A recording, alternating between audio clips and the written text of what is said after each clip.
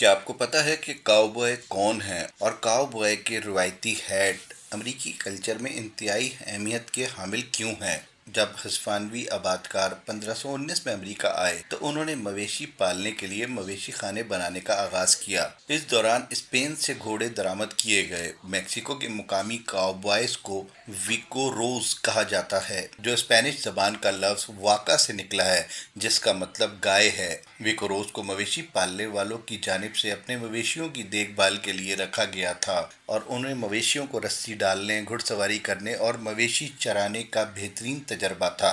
19वीं सदी के अवाइल में मुतअद्दिद अंग्रेजी बोलने वाले आबादकारों ने अमेरिका की मगरबी रियासतों की जानिब से हिजरत की और उन्होंने विकोरोज सकाफत के मुतअद्दिद अवामिल, जिनमें उनका मखसूस लिबास और मवेशियों पर सवारी करने और उन्हें चराने के अंदाज को अपनाया। काउबॉय मुख्तलिफ कौमियत से ताल्लुक़ रखते थे। ये भी कहा जाता है कि हर 4 में से एक काउबॉय से अफाम होता था। तहम बाद में हॉलीवुड फिल्मों में काउबॉयज़ की शनाख्त एक सफ़ेद फार्म के तौर पर की गई और अमेरिका की जानिब से उन काउबॉय हैट्स को अपनी हॉलीवुड मशीनरी के जरिए दुनिया भर में मुतारिफ करवाया गया। इस हवाले से 1954 में सिगरेट कंपनी मार्लबोरो की जानिब से एक काउबॉय को अपनी तशहीरी मुहिम में इस्तेमाल किया गया था, जिसके बाद से दुनिया भर में मार्लबोरो मैन की इस्लाह मकबूल हुई थी। काउबॉय कंट्री का मरकज समझे जाने वाली अमेरिकी रियासत टेक्सास में एक्सचेंज स्ट्रीट पर ये काउबॉय अब भी सयाहों के लिए मुख्तलिफ जानवरों पर सवार तारीखी सफर की याद ताज़ा करते हैं और वो बैलों पर बैठकर शुमाल में मौजूद मंडियों तक आया करते थे। 1865 में अमेरिका में खाना जंगी का खात्मा हो चुका था तो टेक्सास कन्फेडरेट्स के ज़ेर इंतजाम था, जो जंग हार चुके थे और रियासत टेक्सास दिवालिया हो चुकी थी। शुमाल में यानी शिकागो, न्यूयॉर्क और ह्यूस्टन में लोगों के पास मशीनरी भी थी और दौलत भी। उन्होंने जंग भी जीती थी, लेकिन उनके पास एक चीज नहीं थी और वो था गोश्त।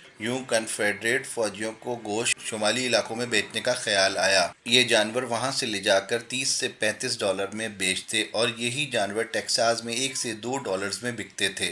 काउबॉयज पर बेशुमार हॉलीवुड फिल्में भी बनी और ये गैर मुल्की कंपनियों की जानिब से सिगरेट की तशहीरी मुहिम के तौर पर भी इस्तेमाल किए जाते रहे।